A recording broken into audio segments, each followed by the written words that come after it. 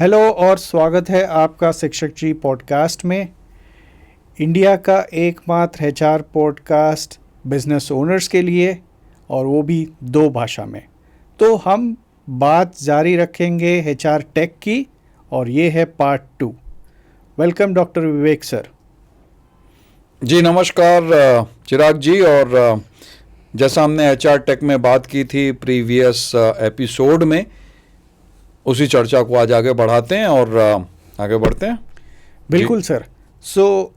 हम अपने इस पॉडकास्ट एपिसोड में इम्प्लीमेंटेशन की बात करेंगे। तो मेरा आपसे पहला सवाल ये है कि टूल्स लेना तो एक अलग बात है, इम्प्लीमेंटेशन की बात जब आती है तो कई बार ऐसा सीन हो जाता है कि गई भैंस पानी में हमारे बिजनेस ओनर्स के साथ। तो आप समझ ही गए होंगे कि मैं क्या कहना चाहता हूँ। इस पे थोड़ा आप चर्चा कर सकते हैं सर? जी, बहुत हास्यास्पद चीज है ये, गई भैंस पानी में और आप समझ लीजिए कि प्रयास हम सभी करते हैं अच्छे से अच्छा बनने के लिए, आगे बढ़ने के लिए, ऊपर उठने के लिए। लेकिन क्या होता है, कई बार जब हम उस चीज़ को आगे बढ़ा नहीं पाते हैं, कंटिन्यू नहीं कर पाते हैं, तब फिर हमारे साथ ये चैलेंजेस आ जाते हैं। तो हमको पहले ये देखना होगा कि जो एचआर टेक जिसकी हम बात किए थे अभी प्रीवियस एपिसोड में, और जिसको हम अभी कंटिन्यू भी कर रहे हैं, इसमें आपके यहाँ पे कितने एम्प्लॉयज़ हैं? 1 से 10 एम्प्लॉय हैं, 10 से 20 एम्प्लॉयज़ हैं, 50 एम्प्लॉय हैं, 100 एम्प्लॉय हैं, और उसके हिसाब से जो टूल अवेलेबल होते हैं उसको हम देख सकते हैं। मैं आपको जोहो का एग्जांपल देना चाहता हूँ। जोहो एचआर टेक टूल है, काफ़ी फेमस टूल है, 3रे नंबर पे इस समय आ चुका है इंडिया लेवल पे। In fact we are Zoho partner also, proudly हम लोग कह सकते हैं कि हम जोहो पार्टनर भी हैं। लेकिन यहाँ पे मैं एंडोर्स नहीं कर रहा हूँ, लेकिन यहाँ मैं बता रहा हूँ कि जैसे एक आपको सिर्फ अटेंडेंस चाहिए, छोटी कंपनी है, 1 से 10 लोगों तक तो आपको ज़रूरत नहीं पड़ती है। जनरली क्या होता है कि लोग आपस में ही उन चीज़ों को मैनेज करते हैं, फाउंडर्स कनेक्टेड रहते हैं, तो वो काफ़ी आराम से हो जाता है। जब हम 10 से ऊपर जाते हैं, 20 लोगों तक आते हैं, तो हमको चाहिए होता है कि कम से कम एक हमारा एक एक्सेल फ्रेमवर्क बने, मतलब एक्सेल से एक्सेल करना। तो वो एक चीज़ चाहती है, वो 20 लोगों तक चल जाएगी। 20 के ऊपर जब आप आते हैं तो आपको ये देखना होगा कि मुझे क्या क्या करना है। मुझे अटेंडेंस चाहिए, मुझे पेरोल चाहिए, मुझे कॉम्प्लायंसेस चाहिए, यहाँ तक भी चल जाएगा।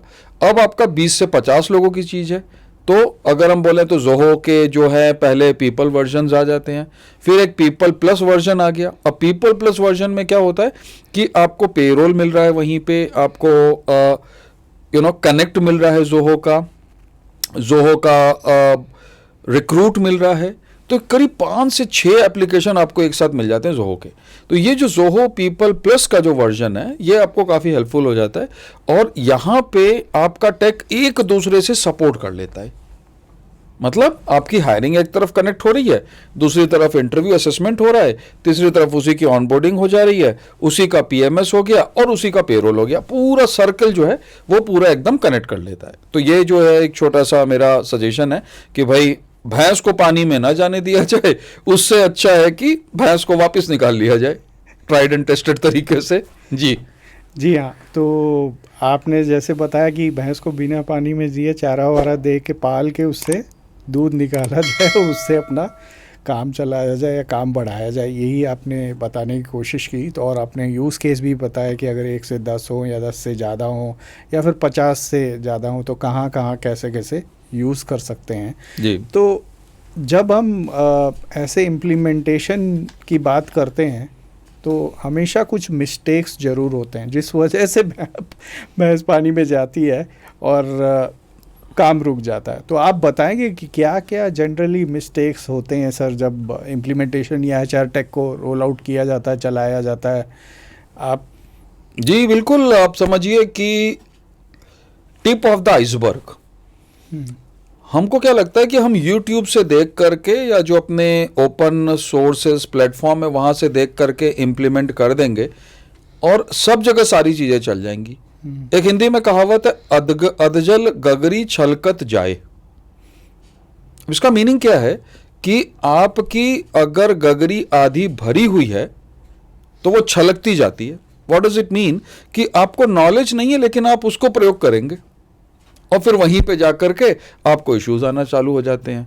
तो ये जो एक सबसे बड़ी समस्या आ जाती है कि अगर आपने सिस्टम की प्रॉपर ट्रेनिंग नहीं ली है लेकिन लग गए इम्प्लीमेंटेशन करने में, भाई ठीक है हमने यूट्यूब पढ़ लिया, थोड़ा बहुत हमने इधर उधर से सुन लिया, 2-4 बड़े इन्फ्लुएंसर्स को देख लिया और हम सिस्टम को चालू हो गए, अपना काम चालू कर दिए। एक तो ये सबसे बड़ी गलती हो जाती है। दूसरी गलती क्या होती है कि मेरी कमीज और दूसरे की कमीज, वन साइज फिट्स ऑल। भाई अगर उन्होंने वो यूज किया, वो सक्सेसफुल हो गए, तो हमको भी वही यूज करना है, हम भी सक्सेसफुल हो जाएंगे। गलत बात है ना ये। आप समझिए कि कहां से हो सकता है, दो कंपनी बराबर नहीं है, दो ऑर्गेनाइजेशन बराबर नहीं है, दो लोग बराबर नहीं है, तो कैसे आप कर सकते हैं? वो एक दूसरा सबसे बड़ा चैलेंज आ जाता है। तीसरी चीज हो जाती है यथा राजा तथा प्रजा। अब इसका मतलब क्या हुआ कि टॉप मैनेजमेंट ने एक बार ओके कर दिया, चलो ठीक है भाई, मतलब पैसा खर्चा कर दिया हमने, वन टाइम अपना इम्प्लीमेंटेशन भी करवा दिया, लेकिन आगे हमने इसको प्रोसेस किया ही नहीं। और लोगों को लगता है कि भाई अब हमारे बॉस को ही जब इसकी नहीं पड़ी है तो हमको क्या पड़ी है। अब उससे जो होता है फिर आपकी वही भैंस पानी में वाला केस हो गया कि फिर से आपने इम्प्लीमेंट तो कर दिया, टॉप मैनेजमेंट ने पैसे भी लगा दिए, लेकिन उसके बावजूद अब किसी भी रूप में हम उसका फायदा नहीं ले पा रहे हैं। So that's one of the major mistake. तो ये जो 2-3 चीजें हैं कि जैसे सिस्टम का नॉलेज ना होना, एक ओनरशिप और रिस्पॉन्सिबिलिटी को ना लेना, और जो चीजें मैंने देख ली, देखा देखी में काम को आगे बढ़ाना, ये तीनों चीजें जो बहुत बड़ा चैलेंज आ जाता है। और इसको हम अगर ओवरकम कर लेंगे, बिल्कुल सारी वाहवाही हो जाएगी फिर। जी हाँ सर, आपकी बात बिल्कुल सही है। Half knowledge is very dangerous, जो कहावत है जिसको आपने पूरे प्रैक्टिकल तरीके से समझाया। तो बात इसको बढ़ाते हुए मैं ये जानना चाहूँगा कि जब भी आप शिक्षक जी के थ्रू ये इम्प्लीमेंटेशन वगैरह करवाते हैं, तो ऐसा होता है कि there is a review, right? या करेक्ट एब्सोल्युटली। हाँ, तो वो रिव्यू वाला फ्रेमवर्क, और अगर बिजनेस ओनर खुद भी रिव्यू करना चाहते हैं या फिर कुछ इम्प्लीमेंटेशन ट्राई करना चाहते हैं, तो आप उसके बारे में थोड़ा बताइए सर। आई थिंक इसमें मैं आपको बताऊंगा कि जो हमारा 52 वीक प्रोग्राम है, इसमें बाय डिफॉल्ट हमने रिव्यू को प्लेस किया हुआ है। व्हाट डज इट मीन कि जैसे आप समझ लीजिए कि हमने सोचा 1 महीने में 4 मैट्रिक्स को हमने इवेलुएट किया, जिसको हम KPI भी कह सकते हैं।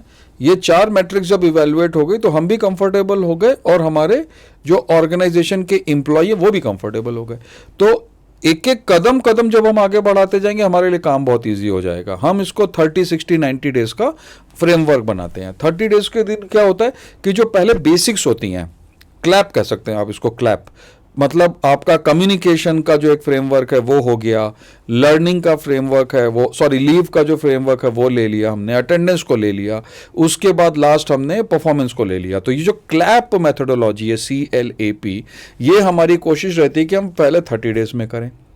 नेक्स्ट 30 to 45 डेज या 60 डेज आप मान लीजिए, 30 to 60 डेज में वहां पे ये बेसिक्स हो गए। अब बेसिक के बाद फिर हम एसेंशियल में आ जाते हैं। एसेंशियल में क्या है कि अब आपके धीरे धीरे मैट्रिक्स सामने आने लगते हैं, बिकॉज अभी हो गया बेसिक आपका सेट हो गया, आधारभूत संरचनाएं जो हैं वो सब एक तरीके से इस्टेब्लिश हो चुकी हैं। अब आधारभूत के बाद में जब हम आएंगे, उसके आगे जो हम आएंगे वो एडवांस हो जाता है। तो अब एडवांस में हमारे लिए जो इंपॉर्टेंट है वो एसेंशियलिटीज आ जाती हैं, जैसे कभी ट्रेनिंग नीड एनालिसिस हो गई, ट्रेनिंग डेवलपमेंट हो गया। जब हमने 30 to 60 डेज में इस चीज को कंप्लीट कर दिया, उसके बाद हमारा आ जाता है 90 डेज, 60 to 90 डेज। अब 60 to 90 डेज में हम इस चीज को कंसिस्टेंट कैसे करें, हम इसको एक रूपता में कैसे लेके आए, हम इसको कनेक्ट कैसे करें, सो दैट कि my organization can be develop and scale. as I am today in Jaipur, tomorrow I can be in Jalandhar, then I can be in Chandigarh, then I can be like मतलब अगर मैं बोलूँ तो कोई सीमा नहीं है इस चीज में, है ना। लेकिन अगर मेरा ये टेक सबमिट या इम्प्लीमेंटेशन सही ढंग से हो गया तो फिर मैं कहीं भी रहूं, कहीं भी रहूं, ये मेरा इम्प्लीमेंटेशन मुझे हेल्पफुल रहने वाला है। तो ये अगर आपकी बात कहें हम, तो ये हमारा 52 वीक प्रोग्राम में भी रिव्यू इंक्लूडेड है, वन। दूसरा, अगर हम सिर्फ जोहो या कोई HR टेक भी इम्प्लीमेंट करते हैं तो उस केस में हम लोग इन चीज़ों को ध्यान देते हैं। जी एब्सोल्युटली सर, बिल्कुल इन डेप्थ चीज़ आपने बताई। आपने टोटल 90 डेज़ का फ्रेमवर्क सेट आउट किया है, और उस हिसाब से स्टेप बाय स्टेप आपने रिव्यू भी करवा लिया, इम्प्लीमेंटेशन भी करवा लिया, और सब कुछ सिस्टम जो है सही तरीके से चलेगा। तो जैसा कि आज आपने सुना कि अगर आपको टेक इम्प्लीमेंटेशन यानी HR टेक का इम्प्लीमेंटेशन जब आप सही तरीके से करेंगे तो भैंस कभी पानी में नहीं जाएगी और आपका बिज़नेस आगे ही बढ़ेगा। जैसे कि डॉक्टर विवेक सर ने बोला कि कभी आप जयपुर से जलंधर, जलंधर से चंडीगढ़ या कहीं पे भी अपना बिज़नेस फैलाना चाहते हैं तो मल्टी सिटी और मल्टी लेवल का स्केल भी कर सकते हैं अपने बिज़नेस को, जब आप सही तरीके से इन चीज़ों को यूटिलाइज़ करेंगे और इम्प्लीमेंट करेंगे। अगर आपको HR टेक के बारे में जानना है तो ज़रूर हमारे डिस्क्रिप्शन में दिए गए लिंक को क्लिक करिए, शिक्षक जी के बॉट से जुड़िए जो हैं सेवक जी, या फिर आप स्कैन कोड पे भी स्कैन कर सकते हैं, या फिर नंबर पे भी हाय करके भेज सकते हैं एक मैसेज और जुड़ सकते हैं हमारे साथ। चलिए मिलते हैं अगले एपिसोड में। धन्यवाद हमसे जुड़ने के लिए।